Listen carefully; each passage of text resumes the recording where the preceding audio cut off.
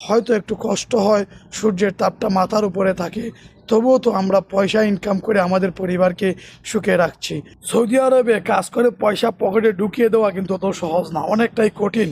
কারণ যে ভদ্রলোকের বাসায় আপনি কাজটা করতে আসছেন, সেই ভদ্রলোককে কাজটা বুঝিয়ে দিতে হবে, এমনকি তার ভাষায় তাকে বুঝিয়ে দিতে হবে, আপনাকে ভাষাও শিখতে হবে। এটাও কিন্তু অনেক বড় একটা ব্যাপার স্যাপার।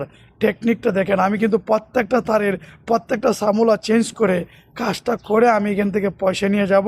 সেই কাস্টমার আমার অনেক পুরাতন কাস্টমার, সে আমাকে ফোন করেছে, আমি চলে আসছি। আমি তার সাথে কন্ট্যাক্ট পর্যন্ত করিনি, কারণ হলো কেন জানেন, পুরান কাস্টমার যদি কন্ট্যাক্ট করি, কন্ট্যাক্টের কারণে হয়তো ছুটে যেতে পারে। আমি কিন্তু আমার যে টাকাটা প্রয়োজন, সেই টাকাটা আমি ঠিকই তার কাছ থেকে আদায় করে নেব। আপনারা হয়তো বুঝতেও পারবেন না, কারণ আমি যেহেতু ভাষা জানি, আমি যেহেতু কাজটা জানি, আমি যেহেতু মানুষটাকে চিনি, সব কিছু আমার জানাশোনা, তাই আমি টেনশন করছি না। আমি আশা করি এখান থেকে অবশ্যই পয়সা নিয়ে যাব, সেও খুশি হয়ে যাবে। সবসময় আমি চেষ্টা করি সেই কাস্টমারটাকে খুশি রাখতে। সে অনেক ভালো মানুষ, যদিও একটু কিপটা। তাই সবাইকে বলবো একটি কথা, আপনারা টেকনিকের মাধ্যমে প্রবাসের মাটিতে আসেন, টেকনিকের মাধ্যমে পয়সা ইনকাম করেন।